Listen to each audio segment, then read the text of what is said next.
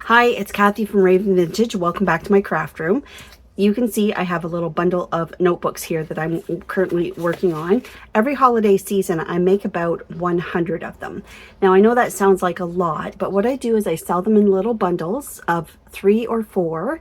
So right now I'm doing bundles of 4. I'm doing very thin ones. So a bundle of 4, so that's like 25 bundles, right? So it's really, it sounds like a lot, and they are very popular this time of year for teachers' gifts and stocking stuffers. I posted recently a picture of them that I had for sale at my booth at the antique market, and I've had a few requests on how do I make those? Is there a video? So I thought, okay, well, I'll do a video.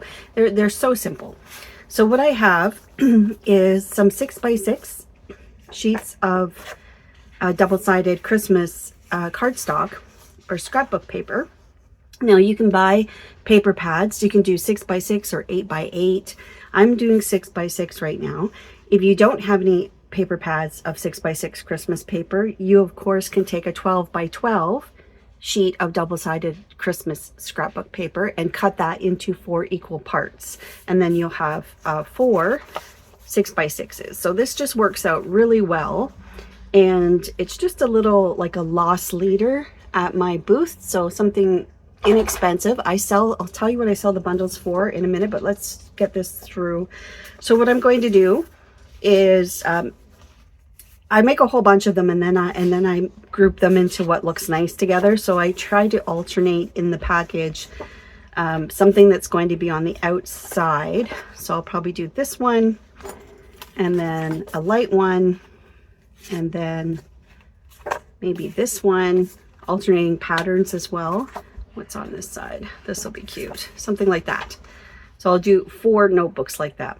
Now, because these are such thin notebooks, I don't even bother scoring them, but you can score them if you wish. Actually, the ones I'm working on I did, but we don't need to for the purpose of this video. But you can just simply fold them. They're going to be very thin notebooks. You do this part first. It's such a, these would be great if you're doing a holiday market, like a craft sale, if you're renting a table somewhere, because they're so quick. Get myself lined up right here.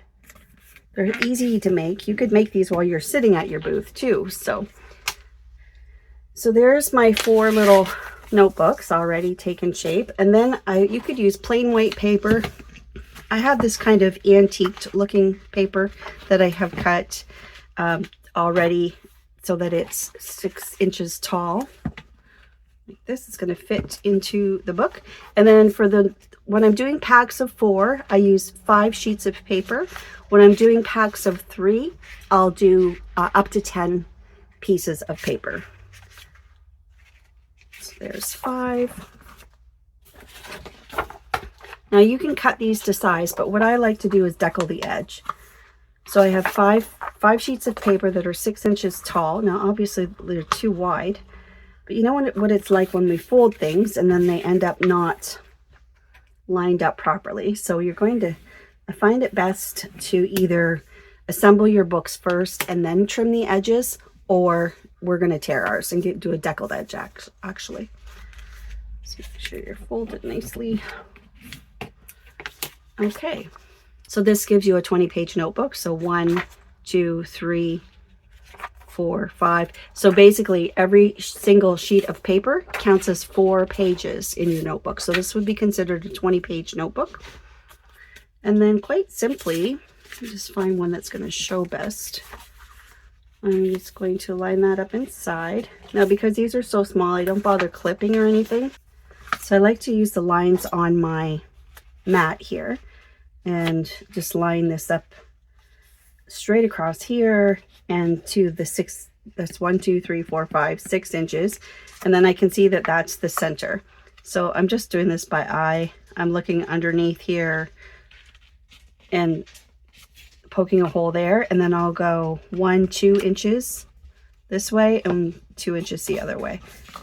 Now they're not going to be, you're going to They're not going to be exactly, but when you have a bundle of them, the stitch lines will be roughly in the same spot. And of course, we're just going to do a quick 3-hole pamphlet stitch. I know this sounds like a lot of stitching, and it is. I mean, but it's a really nice, relaxing project. So in from the center, starting from the inside. We all know how to do this by now. And because it's such a simple little notebook, they seem to, like I could clip, but I'm not going to bother with that step. When you're doing a whole bunch of them, it goes by pretty quick.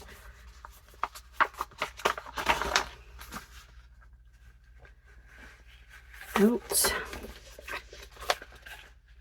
And back in. Now, because these are so small, so tiny, I'm only doing 1 knot on the inside. Come out. I feel like I caught the thread there. Just a sec, we'll take a look. Of course, that's way too long. No, it's okay. Pull that there. And I am just going to do 1. I'm using wax thread, so it's not going to go anywhere. 1 little knot. 3 knots is just going to be too bulky in your little thin notebooks like this. And it's wax thread. It's going to be just fine. Okay, that's a little bit long for this notebook, I think. Go a little smaller like that. Okay, so there's your cute little notebook. You can just push your paper back where you poke the holes through, and then I simply take my ruler and tear maybe 2 sheets at a time. Just get yourself lined up.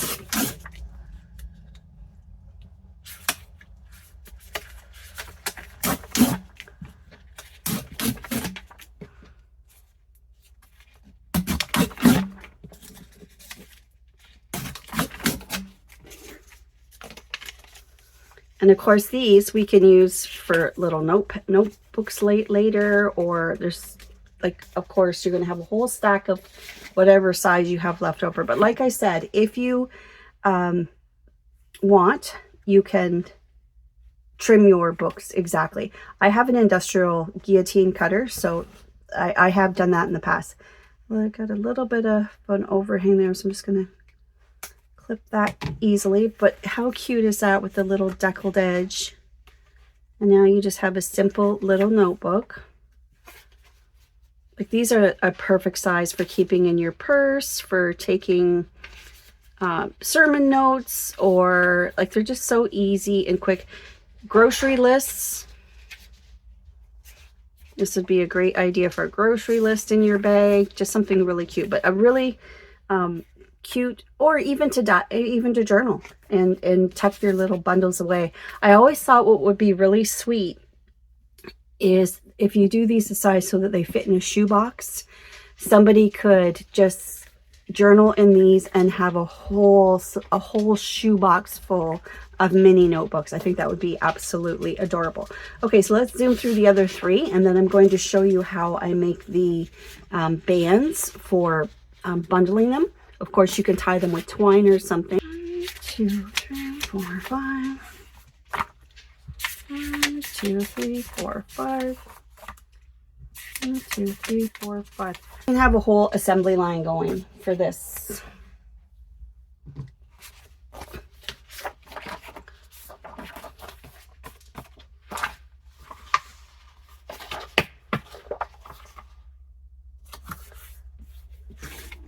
So you can see not a lot needed to make these at all, and they go pretty quickly.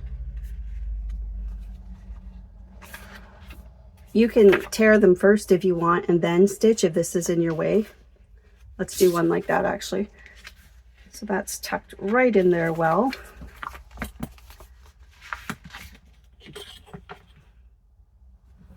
Might make it a little easier for sewing.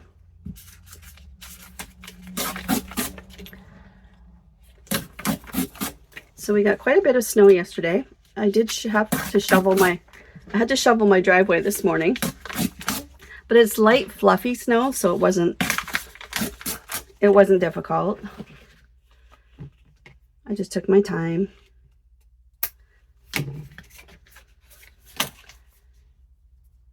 And I brushed off my car just in case I need to go anywhere. Now the temperatures are going back up this week, so it'll all be melted and gone in a couple of days anyway.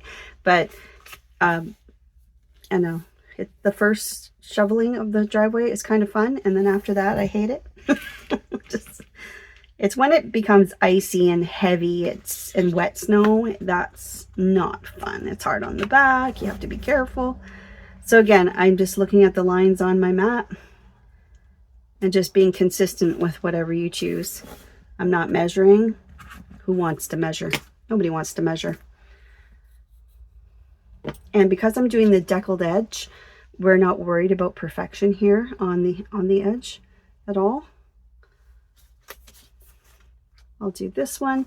So from the inside to the outside, if you're new to 3-hole pamphlet stitch, this is going to show you just how simple it is. From the outside back in, it doesn't matter which, if you go to the top or bottom, it doesn't matter. I just keep turning it towards me wherever it's easiest to handle. So back in. And one other little trick I'll show you here in a second to get your holes right on the spine and not like on here or under here. I'll show you that in a second too. Pull that through. And if you're new to 3-hole pamphlet stitching, you see I don't tie a knot. I just kind of hold it with this part of my hand while I've got my pinky on there so it doesn't slide out. And the trick is when you go back in to the center, the thread is already in there, so you want to try not to pierce through with your needle, pierce through that thread.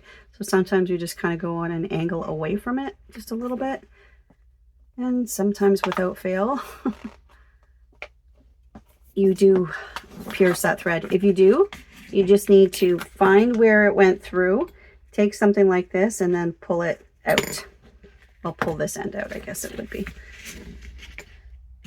You can pre-measure these if you want. I don't ever bother. I like to do it this way. It's a trick I learned from treasure books a long time ago. Long time ago. Natasha just keeps her roll attached, and that way when you tie, you don't have any waste. So I can just cut this equally. I had a bad end, but there. So you're not like losing pieces and pieces and pieces. If you're doing a lot over time, that's going to make a difference. Okay, I'm going to zoom through the other two after I show you. So I don't know, it's up to you. You can tear them now or tear them after, but I am going to show you one little trick to get your holes when you're poking them through with your awl, how to get those. Oh, and if you do have directional, just make sure you have your up and downs right when you put your bundle together. Okay, so when you are poking your holes, you can go like this and poke down, but the paper moves as we open and close it. It shifts. So the best thing to do is try to find your spot and just mark it, and like that little point's going to grab a hold of the paper, but don't poke through yet. And then close your signature like this so that you get right on the seam. So you see me take a look at where that line is, and then I close this as much as I can, and that helps you get your holes right on the seam and not on top or on the back. All right, I'll zip through the next two, and then I'll be back and I'll show you how I do the bundles and price them.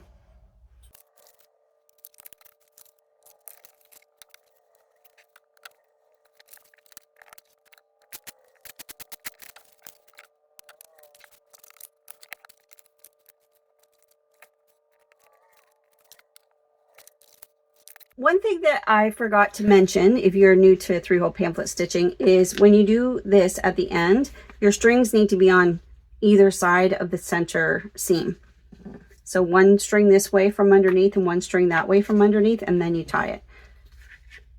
I can cut these now, tie it first, whatever, but just one on each side before you make that little knot.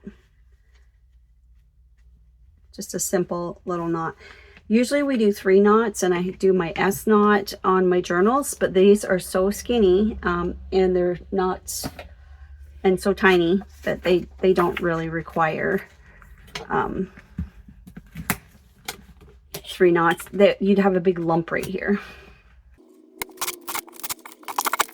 And it might seem like a waste, but you should see the stack I have beside me. I have and I'll find a use for these. You know I will. They're like the perfect size for like a little matchbook notebook, I think. I have 4 notebooks. So in my bundle, I want to decide which one's going to be on top. See, this one's overhanging a bit, but that's okay. It's just like part of the charm of the handmade, that it's handmade. And that's what's so special about these. This is not purchased at the dollar store. These are handmade, hand-stitched little notebooks. And especially if you put that they're made locally, like where you're from, it has more of a sentimental value. It's more of a thoughtful gift. Okay, so I would like to put this one on top, followed by a light one, and then match this again every other, and do that. So in the bundle, they'll see this one on top, that one there, so, and then they can tell that there's a variety by looking at the edge. So that's my bundle. So the next thing I do is I designed this on Canva. I got something on that one. I figured out what size I needed for my price tag, which is here. So these are the stickers I get printed by the antique market. They have a point of sale system. I enter all my products for sale and the pricing and sizes and everything on a point of sale system on my computer at home. And then I go to the antique market and they print my tickets for me. And it's also a great way to do your inventory. It's a great little point of sale system. If you don't have stickers like this, you can just write on the back and I'll show you that. But I know that this is the size of my sticker, so I made my labels tall enough to hold the sticker, the price tag. And you can see I'm selling these for $6.95 Canadian. So it's like a gift under $10. It's like, I just kind of toyed with the price a bit. If I was selling bigger ones, the price would be higher. But basically, what I'm going to do now is, sticking with that decal theme, I'm just going to follow those lines and tear these, because it seems to be, it's a good look. It's a nice look, and it doesn't, don't have to be exact. This side off. You can see I'm flipping my ruler over, because with the cork on the back, the ruler sits too tall and the paper will slip out. So when I'm doing single sheets like this, I usually flip my ruler over. All my edges off. And then I'm just simply going to tear each of these. Just do a couple. Okay, so you get the idea. So now I have this little decal edged. Yes, you can see the line. It's okay. It's all part of the charm. It's cute. And then you can use glue dots or two-sided tape or whatever you like. I just use my art glitter glue. And center this on the front. Now I could also just use the sticker to put it on, but I sat here and I didn't necessarily have the stickers with me when I made all of them. So I just do this. Add a little bit of glue. Doesn't take a lot because there is going to be the sticker, but just a little bit of glue. Let's hold that for a second. Try not to get the glue on your notebooks, but they're bundled. And then add my price tag on the back. this. That covers up any of the glue showing through the paper. And that's it. Now you could also tie those with some twine and a bow, but keep in mind that this is a really low dollar item. And if you're considering your time and your materials, you're really not making a lot on each bundle. But I mean, materials wise, it's very inexpensive, but it's your time to hand sew each one. So you need to set your price at something fair to you. The way I look at it, these are $6.95, and like I said, if I do 100, that's 25 bundles. That's $173. So like I said, it's a low ticket item, but it's sellable. It's for the person that is purchasing it. It fits in their budget. So let's say they have 3 kids and they're buying, you know, something, a $10 limit, let's say, for each child's teacher. They could do this with a candy cane on top or a couple Lindor chocolates or something. That's a cute little gift, and it's something that the teacher will appreciate and use. And or a stocking stuffer for your friends, or if you're doing a Christmas meetup, this is a lovely little like a little gift exchange you could do. But like I said, at $6.95 times 25 bundles, which was the 100 notebooks, that gives me $173.75 in gross sales. And then if I factor in what the antique market takes their cut, it's roughly, I net about $150, let's say. And then my materials, minus the cost of your materials, which is very little. So that's a nice little money maker. So if you were doing this at a market and sold them all in one day, that more than pays for your table and your rental, and that certainly makes it worth your while. And I think you have a really good chance of selling these as little bundles. Now, one thing I used to do as a teacher's gift, I would buy little Christmas craft bags from the dollar store. They would come in a bundle of 4 or something for $3, let's say. So they're less than $1 a piece. And then I had Raven vintage pens, and then I would just put a little tissue, and I'd put the notebooks and a pen with the tissue inside the little bag. And then I would, with a string, I would attach a really nice Christmas tag, like a to and from, leave that blank. And I would sell that little bundle as $20 for a teacher's gift, because that gives you another level of someone's gift buying limit. So I would promote them as teachers' gifts, but other people would buy them, of course, for their friends, or, you know, just a little gift, you know, for your friends at the office if you're doing a gift exchange. So it's like a gift that was made easy.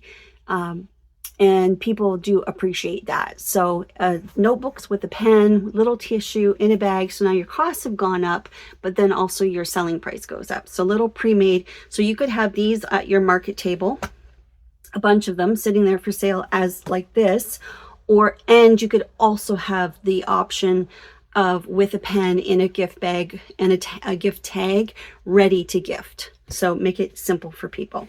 I think moms really appreciate that. Moms and dads appreciate that in this busy day and age. So that is how I make my little Christmas notebooks. Well, I hope you enjoy. I have a whole bunch here left to sew. So here's what I do. I just keep my basket handy. So I have more 6x6s here ready to go. I have some that are already folded. I just have these all folded. They don't have paper in them yet. And then I have a bunch here that are sewn. So, oh, here I have some with paper in them not sewn yet. So those ones yet to be sewn. And then I have a bunch that are already stitched, ready to go. So then I just grab from my basket here, and I make some sort of an arrangement and decide who's going to be on the outside, who's going to be on the inside. And like I said, it's really nice to use double-sided cardstock. It just makes them, you can use single-sided. There are a few in here that are single-sided. It just makes them a little bit more special, I think, if they're double-sided. The other thing is just to watch. Some of them aren't quite the right height. They do differ. don't worry about that too much, because once you bundle it, you can just kind of slide them this way or that way. I mean, that also just gives way to the fact that they're handmade. So yes, this is every year I do this, and it's an enjoyable project. One night you could sit there and do your 12 by 12s, cut them down into 6 by 6s. Another night you could cut your paper. Another night you could do all your folding. Another night you could do all your stitching. And like in a week or 3 or 4 days even, or you could do the whole thing all in one day and you'd be market ready to make $150. Okay, thanks for watching. I hope that answers some questions, and I hope you enjoyed this quick video. Bye.